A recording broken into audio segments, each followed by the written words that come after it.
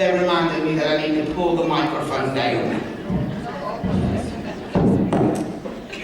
I was introducing the speaker earlier today and somebody said to me, "We can hear you, but we couldn't see you." I have about 2-inch heels on tonight, so I can see everybody. It is with a great honor tonight that I pass the torch on to one of my own co-workers and North Carolina NADONA members, Angie. I was just extremely proud to be able to do that, as I had this award last year, and it is a very humbling and please don't, because I'm a baby. It is a very humbling award, and I would encourage you all to please enter your people that deserve this award. It is amazing, some of the things that we've read. And I am not going to read to you all of the letters, because we would have to get pillows and blankets that I received on Angie.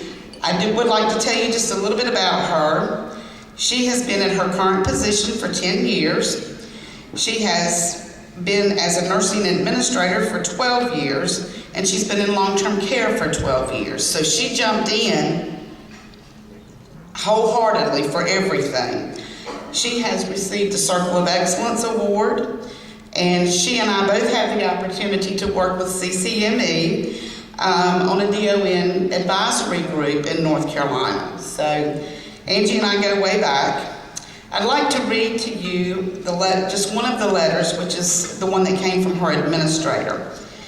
And he says, "We are in the people business, whether it's addressing the care of our residents or building a team of individuals who delivers that care. It takes a person with a unique combination of skills to be truly exceptional in the role of director of nursing. I think it begins with understanding the interrelationship between different spheres within a skilled nursing environment, that we encounter on a daily basis. It requires its own recipe for success. Using those ingredients and success demands that the DON exercise an ability to balance those completing forces in just the right way. In the ever more changing environment we face in healthcare delivery, how can we meet the regulatory compliance burdens, deliver excellent patient care, and motivate staff to buy in to our philosophy or initiative you're trying to implement? You do it less through dictate and more through empowerment. You effectively communicate expectations and recognize the exceptional efforts made by others. You lead by example, and as a result, succeed in building the loyalty of those you are leading. It is my pleasure to nominate Angie Litke, RN, DON, from Deerfield Episcopal Retirement Community for the Nurse Administrator of the Year Award, for the simple reason that she encompasses all of these factors every day. As an administrator, it is easy to recognize the impact of a director of nursing and what she has on the success or failures of a facility mission, and it's no wonder that when someone of Angie's caliber comes along, it is immediately reflected in a facility environment of which one can be proud.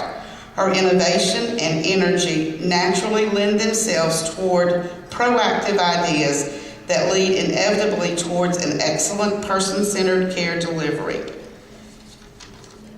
And he gave me like bullet points of specific things that she has done to go above and beyond just the role of the DON. I'm not reading all those to y'all. In nominating Angie, I simply want you to see what I see, an example to others of what could be possible when someone is willing to move beyond the idea and fully embrace the reality of implementing that data. This means being willing to take all of the bumps and bruises along the way. I couldn't be happier with her success here at Deerfield, and truly hope you will strongly consider her for this award. Angie, we love you. And we are very proud.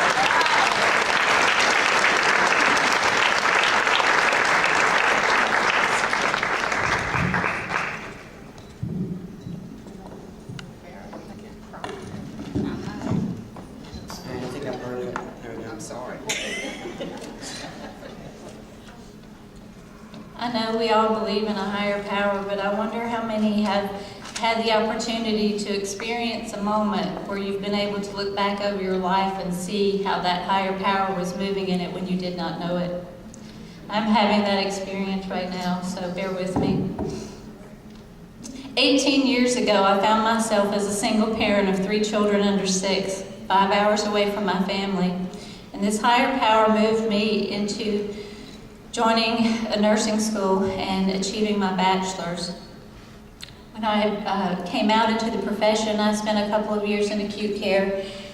And somewhere between my 2nd and 3rd year, long-term care found me. And I began to learn of this mythical utopia place that hundreds of nurses sought, this place of deficiency-free regulations and quality patient care under budget. And I spent 2 years in a facility racing alongside my peers as a unit manager trying to achieve that.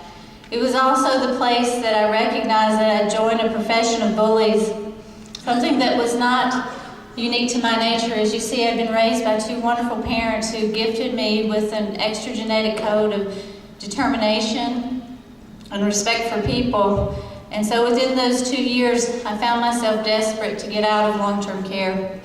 I even took the first job that I could find, which was at Deerfield, as a floor nurse, back passing medications for 24 residents to get away from this. There were 90 shifts of agency occurring in that facility when I took that job. And I went into the break room. It's a beautiful facility. And I looked out the window and 2 chipmunks ran in front of me. And before I even knew I was formulating this thought of Chip and Dale and Disney, no one could have written this story better. This is the moment where I must tell you that a power was moving that I was unaware. And I said to my peers and my coworkers there, this facility is so beautiful. It has all the bells and whistles to become the Disneyland of long-term care, the happiest place on earth. And I said, you know, Walt Disney was a pure genius. He'd make these beautiful movies that you sit in a nice, cool theater and you enjoy. But it was in his theme park that I was most fascinated. I'm sure most of you have enjoyed that. Where we come and we pay hundreds of thousands of dollars to stand in line in torrential weather, to puke on rides, to get to the front after an hour and a half for them to tell you that the ride has been temporarily shut down, and look at the face of your grandchild and wonder what you're going to do. And yet, in those 3.5 minutes of magic, these moments of magic when we do get on those rides, there's enough there that will keep us paying $4.50 per bottle of water, and many other absurd things that we would never do outside of these magical moments. And I said, what if in long-term care, where our staff have to come in and work 8, 10, and 12-hour shifts, and not only deal with these things that will make us puke and make us wonder why we're doing it, but also involve cleaning up poop in the process, what if we created magical moments there? And so, anyway, actually in my floor nurse job there, I was offered a job outside of long-term care and I took it. And within 3 weeks of taking that job, Deerfield called me and said, Angie, our director of nursing is leaving and we want you to be the director of nursing. And I thought, I don't know who's crazier, you or me, for entertaining that. I said, why? And they said, well, all this talk of Disneyland and this stuff that you've been doing here over the past few weeks has our very limited number of staff very excited and the possibility and the potential. And I accepted the position. And I can just tell you that I didn't know what I was doing. I knew what I wasn't going to do. I wasn't going to be that ogre. In that last facility, I witnessed my director of nursing throwing charts at people out on the unit and people living in fear of her in her office. And I didn't know what I was going to do, but I knew I wasn't going to do that. I knew that I had joined a profession where we ate our young, and I was going to feed them. I wasn't going to devour them, I was going to empower them.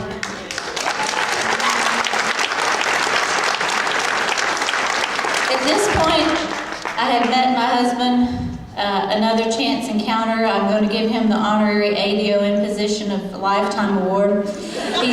He even accepted a third party in our relationship, even in our bed, my cell phone, which at times I think he felt was giving me more pleasure than he was.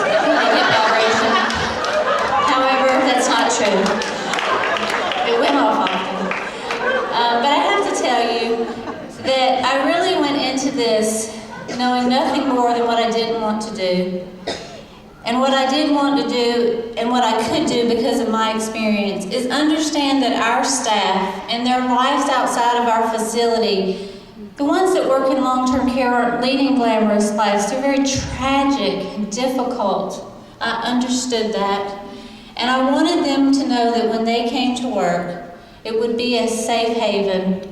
I would become their mother. I would give them roots for wings to fly. I would believe in them when no one else would. I did all the hiring, all the scheduling, all the evaluations, 120 people, I don't know how many years, a lot. But I can tell you that my dream became their dream, and I can tell you things like this, dozens of CNAs that I've mentored into nurses, LPNs to RNs, RNs from diploma programs to a BSN, and this past year, one to her master's degree. I have 4 administrative nurses working alongside me that were my CNAs.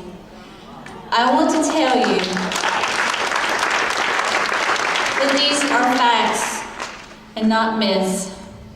That in the past 8 years, my nurse call team, which is my administrative staff, not my floor nurses, because they have enough on them, have not had to come in second shift, third shift, weekend, or push a cart, except for 1 2-hour period, which was Derek, thank you, in that 8-year cycle. I've used no agency. I removed agency within 3 months. I have witnessed moments of magic that I cannot even begin to describe to you by that empowerment and that gift and that respect for people. Deficiency-free, I've achieved it so many times I've lost count.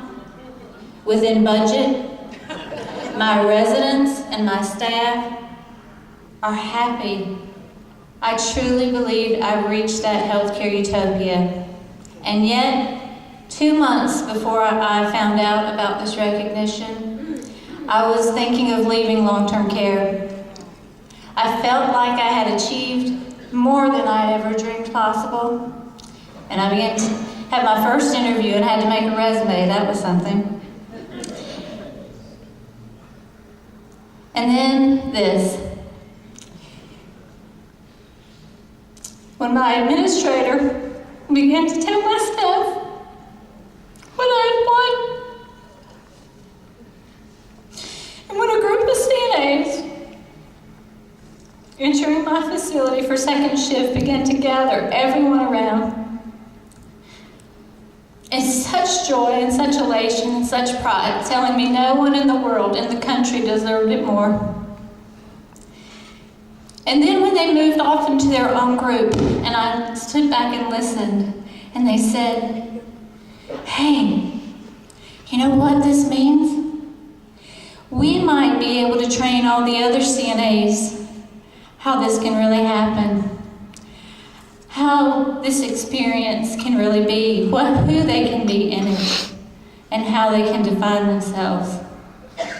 And I recognized that I hadn't reached the top, that I hadn't finished, but that I was merely beginning.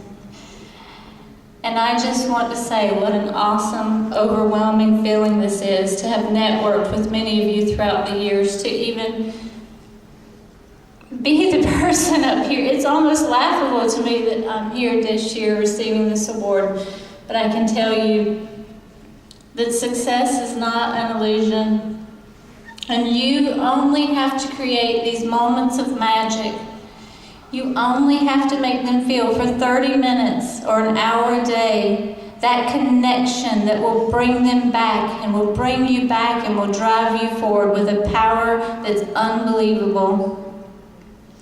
And as an individual, to be able to achieve that, I cannot even fathom the world of what it would be if we joined together to do this.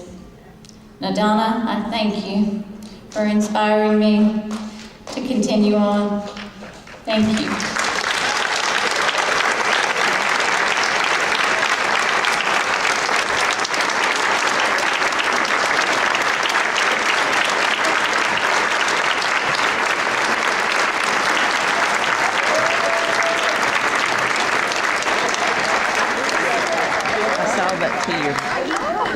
Which one?